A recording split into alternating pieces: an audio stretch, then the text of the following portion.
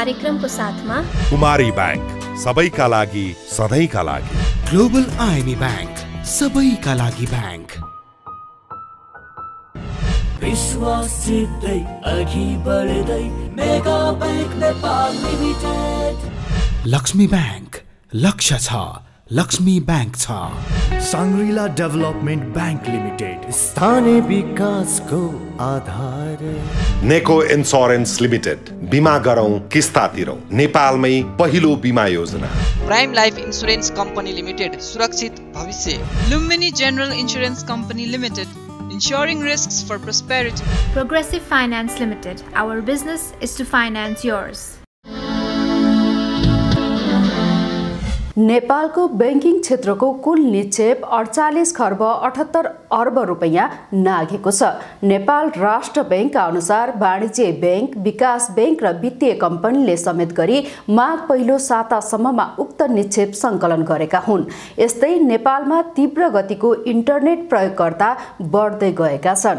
नेपाल दूरसञ्चार प्राधिकरणका अनुसार हाल तीव्र गतिको ब्रोडब्यान्ड इन्टरनेट प्रयोगकर्ता 2 करोड 77 लाख रहेका छन्। साथै पेट्रोलियम पदार्थमा चर्को घाटा बिहोरेको नेपाल ओइल निगमलाई सरकारले मूल्य स्थिरीकरण कोषबाट 1 अर्ब 80 करोड रुपैयाँ प्रवाह गरेको छ।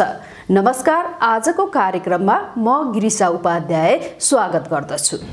लगानी प्रबन्धनका लागि रणनीतिक रूपमा अघि बढ्दै लगानी बोर्ड, ऊर्जामा मुलुकको परनिर्भरता कायमै, कृषि विकास बैंकको 55औं वार्षिक उत्सव सम्पन्न लगायत साताका थप आर्थिक गतिविधि लिएर उपस्थित भएका छौं। आउनुस् आजको कार्यक्रमतर्फ लागौं। नेपालको विकास र समृद्धिमा बाहिरी लगानी अपरिहार्य रहँदै आएको छ। यस्तै लगानीमा सहजीकरण र प्रवर्धनका लागि लगानी बोर्ड नेपाल स्थापना भएको 1 दशक पूरा भइसकेको छ।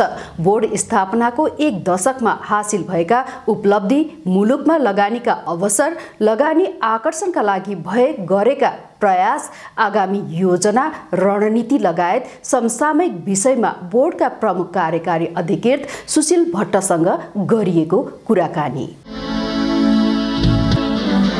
सर, स्वागत छ यहाँलाई कार्यक्रममा। 10 वर्षको अवधि भयो लगानी बोर्ड आएको, के छ यसको कार्य प्रगतिहरू, यसलाई कसरी समीक्षा गर्नुहुन्छ यहाँले? यो अवधिमा तपाईको परियोजना विकास कार्यान्वयन र लगानी प्रवर्धन, सहजीकरण र संस्थागत विकास र नीतिगत र कानुनी सुधारमा उल्लेख्य कामहरू भएका छन्।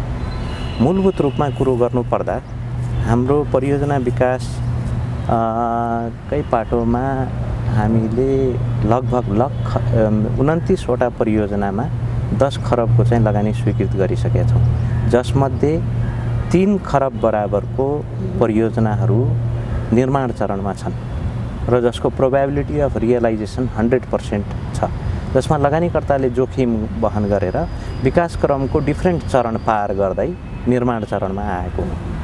र अब ती परियोजना मध्ये पनि उदाहरणको लागि होङसी शिवम सिमेन्ट जो 6000 टिपिटी को नवलपुरमा अवस्थित सिमेन्ट परियोजना छ, त्यो व्यावसायिक उत्पादन नै उले 2 वर्ष अगाडि थालनी गरिसकेको छ।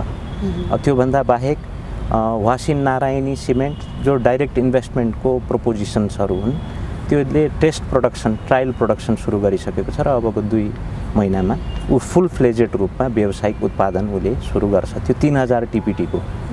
त्यो भन्दा बाहेक फ्ल्यागशिप प्रोजेक्टको रूपमा पीपीपी को अरुण 3 जलविद्युत परियोजना जो 900 मेगावाटको छ, त्यसको सिभिल तर्फ चाहिँ लगभग 45% को समष्टिगत प्रगति हासिल भइसकेको छ र प्रोजेक्टमा अल फ्रन्ट्समा अहिले रुग्ध गतिका साथ इरिस्पेक्टिभ अफ कोभिड रेजिम कामहरू अगाडि बढेको छ र 7 जिल्लाबाट प्रभाव हुने बिजुली जो चाहिँ भारतसम्म जाने चाहिँ यसको लक्ष्य छ, ती प्रसारण लाइनको पनि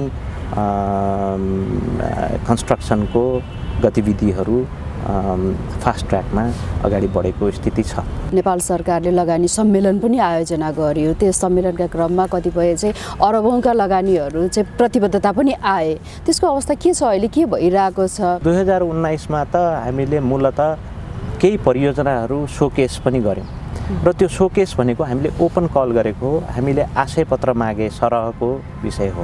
त्यहाँ धेरै लगानीकर्ताहरूले इन्ट्रेस्ट पनि त्यहाँ दिनुभयो र कमिटमेन्ट पनि आए। त्यसको रिजल्ट एउटा उदाहरणको लागि टेन्जिबल रिजल्ट भन्ने हो भने तल्लो अरुण जलविद्युत परियोजना जो 279 मेगावाटको इन्डिकेटिभ क्यापेसिटी भएको प्रोजेक्टको सवालमा विकासकर्ताले आफ्नो इन्ट्रेस्ट लज गर्यो र हामीले चाहिँ एउटा कम्पिटिटिभ बिडिङ अप्रोचबाट चाहिँ हामीले विकासकर्ता छनौट गरेर अध्ययन चरणमै अगाडि बढिसकेको स्थिति छ। त्यसको मोनिटरी भ्याल्यु नै भन्ने हो भने लगभग $1.3 बिलियन को छ।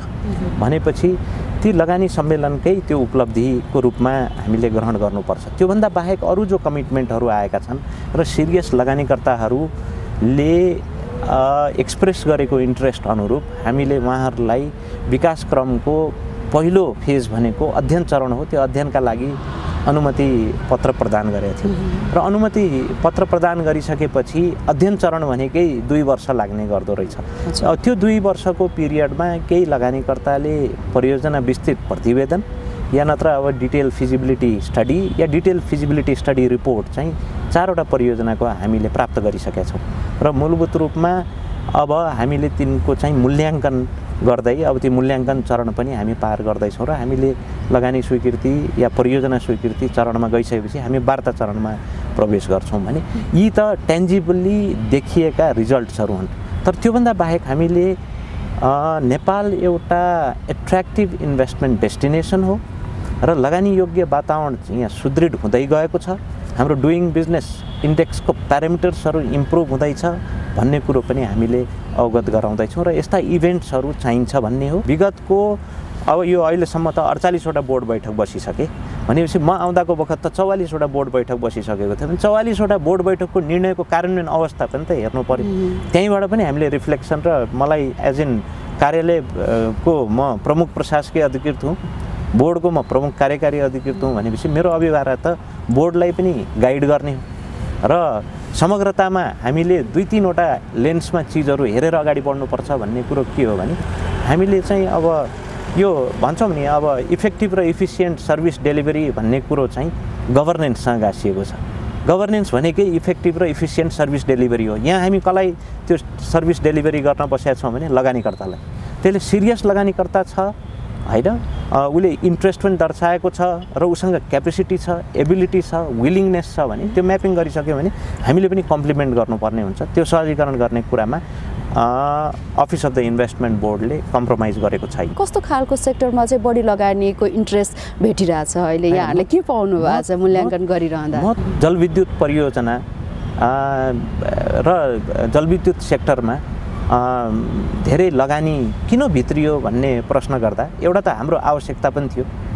बिजुली भनेको त्यो आउटपुट मात्र होइन, इकोनोमिक डेभलपमेन्टको लागि त इनपुटको रूपमा पनि काम गर्छ, त्यसको त समरसल्ट इफेक्ट रहन्छ। अब त्यो सेक्टर अलि परिष्कृत थियो हेर्नुहोस् हैन। हामीसँग जलविद्युत नीति थियो हैन, तपाईँको अफटेकर थियो विद्युत प्राधिकरण जसले पिपिए गर्थ्यो।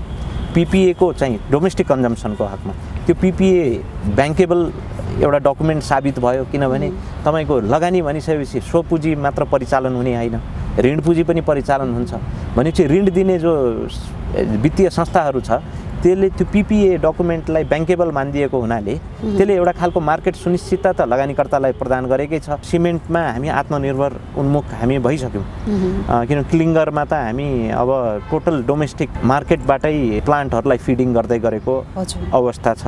अब त्योभन्दा बाहेक अरू सेक्टरहरू जस्तो पर्यटनको क्षेत्र अनि म्यानुफ्याक्चरिङको सेक्टरमा चाहिँ भेहिकल म्यानुफ्याक्चरिङ र एसेम्ब्ली प्लान्टमा हामीलाई इन्ट्रेस्टहरू आएको छ।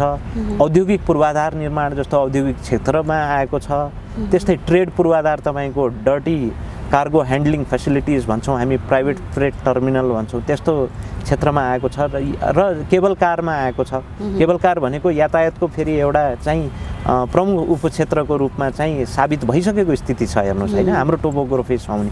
त ती विषयवस्तुहरूमा चाहिँ ती विस्तृत प्रतिवेदनहरू आएका छन् जो हामीले मूल्याङ्कन गर्दैछौँ। यो सूक्ष्म रूपमा हामीले त्यहाँ विश्लेषण गर्नुपर्ने चिजहरू रहन्छ। सार्वजनिक निजी साझेदारीमा ती प्रोजेक्टहरू प्रवर्धन गर्ने, त्यसलाई व्यवस्थित गर्दै लाने हो भने हाम्रो त्यहाँ लाभ लागतका कुराहरू, राइट सेयरिङका कुराहरू, जोखिम बाँडफाँडका कुराहरू अनि प्रोत्साहनका कुराहरू कन्सेसन पिरियड डिटर्मिन गरिदिने कुराहरूलाई सम्बोधन गर्नुपर्ने भए हुनाले त्यसले एउटा प्रोफेसनल जजमेन्टमा पुग्नका लागि हामीले एभिडेन्स बेस्ड अप्रोचमा केही चाहिँ विश्लेषण लेखाजोखा गर्नुपर्ने हुन्छ। लगानी बोर्ड सम्मेलन भयो, लगानी बोर्डले काम गरिरहेको छ, इन्भेस्टरहरू चाहिँ जति पनि आइराख्नु भएको छ, खालि सिमेन्ट र हाइड्रोमा मात्रै छ भन्ने कुराहरू चाहिँ बाहिर इन्ट्रोड्युस भएको छ। जस्तो आधारभूत चाहिँ पूर्वाधारको हामीसँग अहिले पनि अपर्याप्तता छ। जस्तो परियोजना स्थलसम्मको पहुँच मार्गको कुरो होला, त्यहाँसम्मको चाहिँ अनइन्टरप्टेड पावर सप्लाईको कुरो होला। यी चिजहरूमा हाम्रो चाहिँ अब इन्फ्रास्ट्रक्चर डेभलपमेन्ट इन्डेक्स कहाँ छ भन्ने कुरोसँग हामी सबै अवगत छौँ भने यी चिजहरू पनि महत्त्वपूर्ण हुँदो रहेछ। अरू नीतिगत आधारशिला, कानुनी र रेगुलेटरी फ्रेमवर्क अनि त्यसपछि तपाईँको इन्भेस्टमेन्ट रेडी प्रोजेक्ट, यी सबै चिजहरू नभएसम्म लगानी चाहिँ भित्रिनेवाला छैन हेर्नुहोस्। तर इरिस्पेक्टिभ अफ द्याट हामीले लगानीकर्तालाई यी हाम्रो चाहिँ अरू पनि प्रचुर सम्भावना भएका सेक्टरहरू छन्, ल है हामी तयार हुँदैछौँ, तपाईँ पनि तयार हुनुहोस् भनेर भन्नुपर्ने हो र भन्दैछौँ। एउटा गुनासो आइरहेछ कस्तो भने समयमै स्वदेशी लगानीकर्ताहरूले समयमै फाइल नबढ्ने, अगाडि महिनौसम्म चाहिँ फाइल यताउता झन्झटमा अल्झिरहने, अनि विदेशी लगानीकर्ताको चाहिँ नेपालमा लगानी इन्भेस्ट गरेर योजनाहरू सुरु भइरहँदा त्यसको समयावधि लम्बिँदै जाने, त्यसले गर्दाखेरि चाहिँ इन्भेस्टमेन्ट कस्ट वृद्धि हुँदै जाने जस्ता समस्याहरू छन्। यो प्रश्न इन्भेस्टरलाई सोधिदिनुहोस्, लगानी बोर्डमा कुनै फाइल रोकिएको छ या केही गुनासो छ भने चाहिँ it is investor who is the appropriate source भनेर भन्छु। ती फाइल रोकिएको गुनासो के मानेमा हुनसक्छ भने हामीले अरू सरोकारवाला निकायहरूसँग समन्वयन गरेर स्ट्याट्युटरी क्लियरेन्स चाहिँ लगानीकर्तालाई दिलाइदिनु पर्ने हुन्छ र कहिलेकाहीँ ती खालका बोटलनेक्सहरू या कुनै फाइलहरू सम्बन्धित चाहिँ निर्णयहरूमा पुग्न समय किन लाग्न सक्छ भने नीतिगतै पूर्वाधारको अभावले गर्दा। जस्तो कहीँ चाहिँ कार्यविधि संशोधन हुँदै गरेको स्थिति हुन्छ, कहीँ चाहिँ हामीले मन्त्री परिषदसम्मै चाहिँ निर्णय गराउनु पर्ने विषय हुनसक्छ, त्यस्ता विषयमा चाहिँ समय लाग्ने गरेको छ। अर्को कार्यालयमा आएको फाइलमा हामीले लगानीकर्तालाई पनि स्पेसिफिक भनेको छु, आवश्यक कागजात नपुगेको अवस्थामा चाहिँ समय लाग्छ। यी सबै समस्याका पनि समाधान छन् हेर्नुहोस् होइन। हामीले चाहिँ केही चेकलिस्टहरू बनाइदिइरहेछौँ, केही टेम्प्लेटहरू तयार गरिदिइरहेछौँ, केही ढाँचाहरू तयार गरिदिइरहेछौँ, किनभने त्यसले हाम्रो चाहिँ लगानीकर्तालाई सहजीकरण, कम्प्लिमेन्ट, ह्यान्ड होल्डिङ मात्र हाम्रो गर्ने दायित्व होइन, हामीले त लगानीकर्तालाई मेन्टर गर्ने, गाइड गर्ने पनि हाम्रो चाहिँ अभिभारा भए हुनाले यी चिजहरू हामी बनाउँदैछौँ। कस्ट अफ फन्ड भनिसकेपछि कस्ट के को त भनेपछि तपाईँको बोर्डरमा आएर सामान थन्किन्छ भने डेमरेजको कस्ट भयो होइन। अब तपाईँको बाटो आधारभूत पूर्वाधार परियोजना स्थलसम्मको चाहिँ तयार छैन, तर लगानीकर्ताले आफ्नै प्रोजेक्टको कस्टमा चाहिँ टोटल कस्टलाई त्यो आधारभूत पूर्वाधार एक्सेस रोड या ट्रान्समिसन लाइनको कस्ट लगानीकर्ताले वहन गर्नु परेको अवस्थामा त त्यो कस्ट बढेर जाने भयो प्रोजेक्टको। अब त्योभन्दा बाहेक पनि तपाईँको अब क्वालिटी अफ इन्फ्रास्ट्रक्चर भएन भने ट्रान्सपोर्ट कस्ट बढ्छ, त्यसले ट्रान्सपोर्ट कस्ट पनि हाम्रो समस्या हुन गएको छ। र अब कन्स्ट्रक्सन पावर चाहिँ निर्माण स्थलसम्म पुगेको छैन भने क्याप्टिभ पावर प्लान्टमा चाहिँ तपाईँको जेनेरेटर बेस चाहिँ ब्याकअप लिएर हिँड्यो भने त्यहाँ पनि कस्ट छ। र अरू निर्धारित समयमा प्रोजेक्ट नटुङ्गिनुको पछाडि त धेरै विषयहरू गाँसिएको हुन्छ हेर्नुहोस्। एउटा त परियोजनाको पूर्व तयारी, अर्को जग्गा व्यवस्थापन होइन, र अर्को अहिले फेरि अलिकति जग्गा पनि अलि अचाकले महँगो भएकोले होइन लगानीकर्ता अलि हिचकिचाइरहेका अवस्था छन्। यो पाटोमा हामीले अलि सूक्ष्म रूपमा, होलिस्टिक रूपमा एउटा खालको नीतिगतै सुधार मैले आवश्यक देख्छु। लगानी बोर्डले चाहिँ कस्ता कामहरू गर्नेछन्, के कुराहरूमा चाहिँ बढी फोकस गर्नेछ, यहाँको योजनाहरू चाहिँ के छ? अब भावीको कार्यदिशा होइन कि विगतको 16 महिनामा हामीले स्ट्राटेजिक ओरिएन्टेसनका साथ 4वटा रणनीतिक स्तम्भ छन्: परियोजना विकास र व्यवस्थापन, लगानी प्रवर्धन, संस्थागत विकास र समन्वयन, सहकारी र साझेदारी। यी 4वटा पिलरमा लक्षित हुँदै हामीले लक्ष्यहरू चाहिँ निर्धारण गरेका छौँ। यो 4वटा फ्रन्टमा हामी काम अगाडि बढाएको छौँ। इन्भेस्टमेन्ट रेडी प्रोजेक्ट त्यो परियोजना विकास पनि गर्दैछौँ। किन मैले अघि पनि भने त्यसलाई मैले यो टर्मिनोलोजी प्रयोगै गर्नुपर्छ। हेर्नुहोस्, यो अलिक पृथक र फरक महत्त्व राख्ने निकाय हो यो। यहाँ हामीले प्रोजेक्ट डेभलपमेन्ट प्रोडक्सन पाइपलाइन सुरु गरेका छौँ। 6वटा प्रोजेक्टको त हामी पूर्व सम्भाव्यता अध्ययन गर्दैछौँ। परामर्शदाता खरिद गरेर लौन फिल्डमा गएर हेरिदिनुहोस् र यो चाहिँ खालि डिटेल सर्वे इन्जिनियरिङ रिपोर्ट मात्र तयार गर्ने होइन। तपाईँले इकोनोमिक एनालाइसिस गरिदिनुहोस्, फिनान्सियल एनालाइसिस गरिदिनुहोस्, डेटा माइनिङ गर्नुहोस्, डेटा बेस्ड चाहिँ एभिडेन्स बेस्ड चाहिँ चिजहरू सम्पादन गरेर ल्याउनुहोस् भनेर हामीले अगाडि बढाएको छ। हामीले परियोजना ब्याङ्कको चाहिँ फ्रेमवर्क बनायौँ। त्यो किनभने परियोजना पनि त अब जस्तो तपाईँको परियोजना भने चाहिँ अध्ययन छ, त्यो अध्ययन पूर्व त पहिचान छ। पहिचान त धेरै चिज गरिया हुन्छ, तर अब प्राथमिकरण गर्नु पऱ्यो, अध्ययन गर्नु पऱ्यो, अन्त तपाईँको खरिद गर्नु पऱ्यो विकासकर्ता। त्यसले संस्थागत विकासको सवालमा हामीले ओएनएम पनि गर्दैछौँ र क्यापेसिटी डेभलपमेन्टका कामहरू पनि गर्दैछौँ। किनभने त्यो गरेनौँ भने हामीले सर्भिस डेलिभरीमा प्रभावकारिता ल्याउन सक्दैनौँ। Thank you so much sir. Thank you. भर्खरै प्रस्तुत गर्यौं लगानी बोर्डका सिइओ सुशील भट्टसँग गरिएको कुराकानी। अब केही कमर्सियल ब्रेक।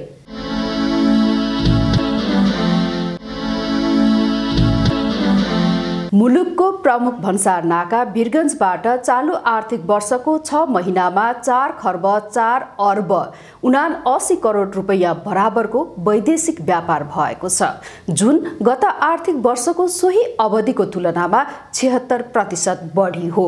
यस्तै पुस मसान्तसम्ममा भन्सार कार्यालयले 1 खर्ब 5 अर्ब 90 करोड राजस्व सङ्कलन गरिसकेको छ।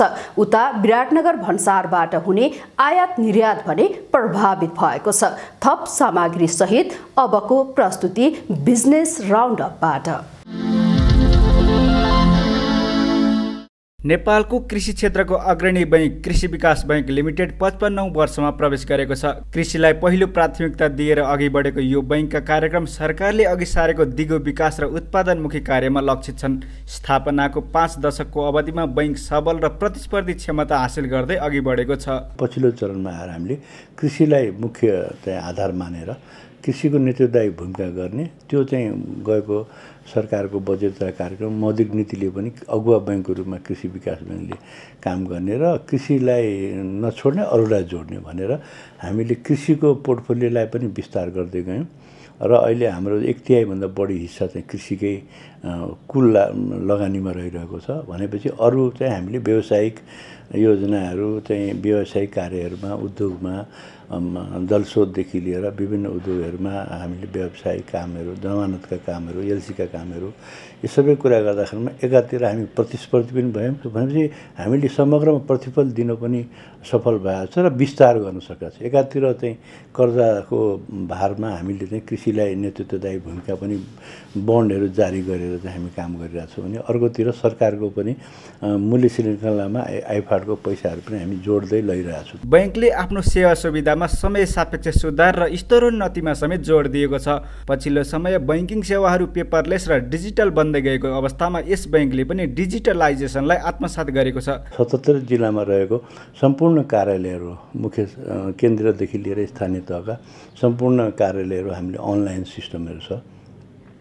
विदेशमा बस्ने नेपालीले खाता खोल्न सक्छन्, केवाइसी भर्न सक्छ, 5-in-1 भनेर हामी डिम्याट, सेयर लगानी, मेरो सेयर लगानीदेखि लिएर कार्डका कुराहरू, इन्टरनेट ब्याङ्किङका कुराहरू, सबै एउटा क्रेडिट कार्डदेखि किसान कार्डसम्म लाग्यो। किसानलाई पनि हामीले प्रविधि मैत्री लैजानुपर्छ, किसानलाई पनि सूचनामूलक जानकारी दिनुपर्छ भने एपको पनि विकास गरेका छौँ। हामीले प्रविधि मैत्रीलाई पनि सँगसँगै ल्याएको छौँ, लोनलाई पनि बिस्तारै अटोमेसनमा लगिरहेको छौँ र विदेशमा बस्ने नेपालीहरूले त्यहाँ त्यो एनआरएन खाता खोल्नु, त्यहाँ रेमिटेन्सको खाता खोल्नु, मुद्दती बचतदेखि लिएर नेपालीहरूले जुनसुकै मुलुकमा बसेर पनि कारोबार गर्न सक्ने, खाता खोल्न सक्ने त्यो एउटा पद्धति गरिरहेको छौँ भने हामी प्रविधि मैत्रीको कुरा अन्य क्षेत्रहरूलाई पनि मोबाइल ब्याङ्किङहरू, क्युआर कोडलाई पनि सशक्त रूपमा हामीले अगाडि बढाएको छौँ। बैंकको कुल कर्जा प्रवाहको 40% कृषि क्षेत्रमा परिचालन भएको छ। हाल कृषि बन्ड समेत जारी गरिसकेको यस बैंकले आगामी दिनमा कृषि सहित अन्य क्षेत्रलाई समेत समेट्दै अघि बढ्ने रणनीति लिएको छ। हामीले कृषिलाई नेतृत्वदायी भूमिका निर्वाह गर्ने, त्यसको लागि हामीले बन्डहरू जारी गरिसकेका छौँ। केही हामीले चाहिँ 24 अरबको स्वीकृति लिएकोमा हामीले 15-42 करोडभन्दा बढी चाहिँ हामीले बन्डबाट अन्य बैंकले नगरेको हिस्सा हामीले लिइसकेका छौँ। अब यो वर्ष अलिकति सामान्य अवस्था हुने बित्तिकै बाँकी 8 अरब प्लसको चाहिँ हामी त्यो बन्ड पनि जारी गर्छौँ। हामीले दीर्घकालीन स्रोतको व्यवस्थापन सँगसँगै लैजाने अनि त्यसपछि डिभेन्चरहरू छ, यो सबै स्रोतहरूलाई हामी दीर्घकालीन पनि लैजाने ताकि कृषिमा हामी स्टेबिलिटी पनि नेतृत्वदायी गर्न सकौँ बन्डहरू सबैले। अनि अन्य स्रोतहरूलाई हामीले व्यवसायीकरणमा लैजाने एकातिर त्यो छ भने अर्कोतिर हामीले रिस्कको पाटो गुणस्तरीयता कायम गर्नेहरू अनि फास्ट ट्र्याकमा काम गर्नको लागि हामी सफ्टवेयरहरू सिस्टमहरू अटोमेसनका सिस्टम लोनलाई पनि अटोमेसन र भुक्तानी प्रणालीलाई पनि डिजिटलाइजेसन गर्ने हाम्रो अभियान छ। 15 लाखभन्दा बढी निक्षेपकर्ता रहेको यस बैंकले हालसम्म 1 खर्ब 58 अर्ब निक्षेप सङ्कलन गरेको छ। यस्तै 1,56,000लाई करिब 1 खर्ब 75 अर्ब कर्जा प्रवाह गरेको छ। भारत सरकारले यही फेब्रुअरी 28 सम्मका लागि भारतबाट बाहिर जाने र अन्य मुलुकबाट आउने अन्तर्राष्ट्रिय उडान स्थगित गरेको जनाएको छ। भारतको नागरिक उड्डयन महानिर्देशनालयले कोभिड भाइरसको संक्रमण तीव्र रूपमा बढिरहेकाले फेब्रुअरी 28 सम्मका लागि भारतबाट बाहिर जाने र अन्य मुलुकबाट आउने अन्तर्राष्ट्रिय उडान स्थगित भएको भए पनि पहिले स्वीकृत गरेको अन्तर्राष्ट्रिय सबै कार्गो सञ्चालन तथा उडानका लागि यो प्रतिबन्ध लागू नहुने जनाएको हो। भारतबाट विदेश जाने र विदेशबाट भारत आउने अन्तर्राष्ट्रिय वाणिज्य यात्रु सेवालाई फेब्रुअरी 28 को राति 12 बजेसम्मका लागि विस्तार गर्ने निर्णय गरिएको छ। दर्शकबिन, हामीसँग ऊर्जासँग सम्बन्धित सामग्री अझै बाँकी नै छ, हामीसँगै रहनुहोला।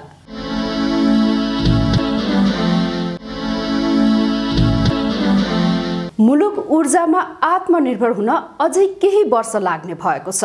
हाल विभिन्न आयोजना निर्माणाधीन एवं उत्पादनकै चरणमा रहेकाले तत्काल आयात प्रतिस्थापनामा चुनौती देखिएको छ। प्रस्तुत छ एक सामग्री। मुलुकमा वर्षेनी जलविद्युत आयोजना एवं जडित क्षमता बढ्दै गए पनि ऊर्जामा परनिर्भरता हट्न सकेको छैन।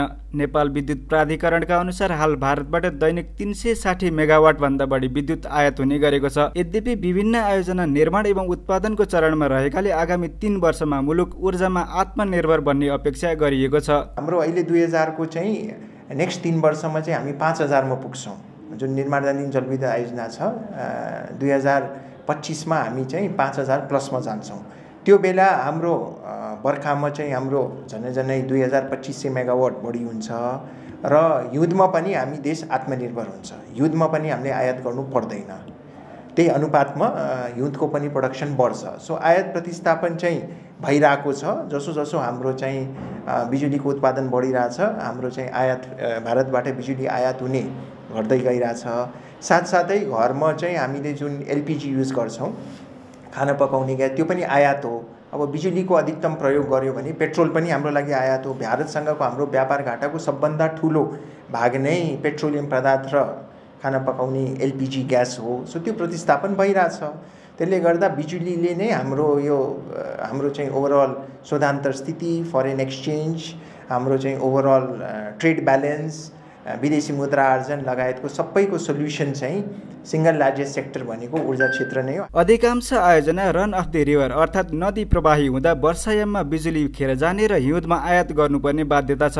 समग्रमा आन्तरिक मागको वार्षिक 32% बिजुली भारतबाट आयात हुने गरेको छ। यो अवस्था केही वर्षमै अन्त्य हुने र अन्तर्देशीय संरचना समेत बन्दै गएकाले बढी भएको विद्युत खेर नजाने दाबी गरिएको छ। निजी क्षेत्रको पछिल्लो दिनमा सक्रियताले विद्युतको उत्पादनमा हाम्रो आन्तरिक मागलाई चाहिँ पुरा गर्ने हिसाबमा हामी पुग्छौँ र बर्खाको समयमा हामीले नजिकको मार्केटमा छिमेकी मुलुकहरूमा भारत र बङ्गलादेशसम्म हाम्रो बिजुली पुर्याउन सक्ने सम्भावना छ र तदनुकूल हामीले प्रसारण प्रणालीको बनाउने कुराहरू गरिरहेछौँ। इन्टरकनेक्सन फ्यासिलिटीको कुरा गरौँ, एउटा प्रोजेक्ट त बनिसकेको छ पनि ढल्केबारी मुजफ्फरपुर होइन, अर्को बुटबलबाट गोरखपुरसम्मको अब एनइए र पावर ग्रिड कम्पनीको बिचमा चाहिँ सेयर होल्डर एग्रिमेन्ट भएर प्रक्रियामा छ।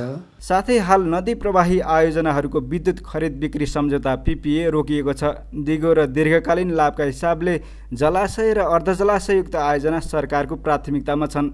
मन्त्रालयका अनुसार यस्ता आयोजनाको निर्माणमा विभिन्न सहुलियत र छुट समेत दिइएको छ। निजी क्षेत्रले बढाइराखेको आयोजना, सरकारका पनि केही कम्पनीले बढाइराखेका आयोजनाहरू हारवार प्रकृतिका भए र हामीले अहिले चाहिँ प्राथमिकता स्टोरेज र यो PROR picking run of river भन्छौँ अर्ध जलाशययुक्त आयोजनामा हामीले जोड दिएका छौँ।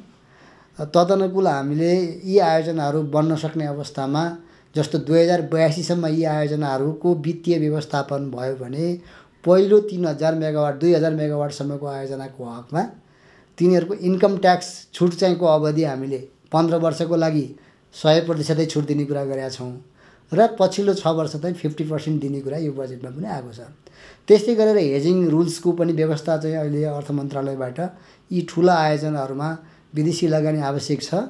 विदेशी लगानी ल्याउनको लागि हेजिङले चाहिँ करेन्सी रिस्क म्यानेज गर्नुपर्छ, व्यवस्थापन गर्नुपर्छ भन्ने लाइनमा वर्कआउट पनि भइरहेछ र त्यस्तै गरेर हामीले कस्टम ड्युटीहरू एकदम नोमिनल राखेका छौँ। हाल वर्षायाममा नेपालको विद्युत केही मात्रामा भारत निर्यात पनि हुने गरेको छ। साथै दिगो रूपमा विद्युत व्यापारका लागि निजी क्षेत्रलाई पनि बाटो खोलिदिनु पर्ने माग गरिएको छ। 2022 सालको बर्खामा चाहिँ हाम्रो 1000 मेगावाटभन्दा बढी बिजुली खेर जान्छ। हामी सुन्यौँ भारतमा त त्यसको टेन्डर निस्किन सुरु भइसक्यो, 3-4 महिना अगाडि नै टेन्डर आउँछ।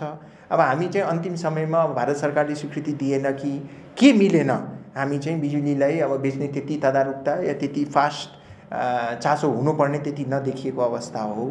सो यसमा पनि हामीले भनेका छौँ निजी क्षेत्रलाई अरू प्लेयर्सहरूले यसमा इन्ट्री गर्न दिनुहोस्, खुल्ला गरिदिनुहोस्, प्रतिस्पर्धी हुन दिनुहोस्, सो द्याट मार्केट क्रिएट हुन्छ। त त्यतातिर सरकारको ध्यान जानुपर्छ। सो हाम्रो लक्ष्य राम्रो छ, समृद्धिको एजेन्डा हो, आयात प्रतिस्थापन पनि हुन्छ, तर ऊर्जामा क्रान्ति चाहिन्छ, फास्ट डिसिजन मेकिङ चाहिन्छ, नीतिगत स्थायित्व चाहिन्छ। सरकारले सन् 2028 सम्ममा 15000 मेगावाट विद्युत उत्पादन गर्ने लक्ष्य लिएको छ, जसमध्ये 7000 मेगावाट निजी क्षेत्रबाटै उत्पादन हुने देखिएको छ। हाल जलविद्युत आयोजनाहरूको जडित क्षमता 2200 मेगावाट हाराहारीमा रहेको छ।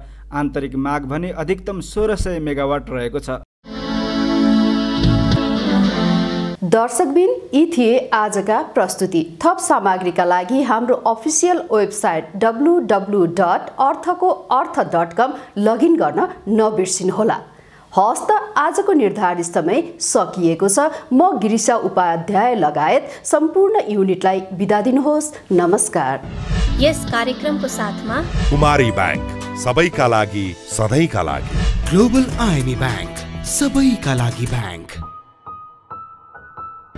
विश्वासितै अघि बढ्दै mega bank Nepal limited. Lakshmi bank, लक्ष्य छ, लक्ष्मी बैंक छ। साङ्ग्रिला डेभलपमेन्ट बैंक लिमिटेड, स्थानीय विकासको आधार। नेको इन्स्योरेन्स लिमिटेड, बिमा गरौँ किस्ता तिरौँ, नेपालमै पहिलो बिमा योजना।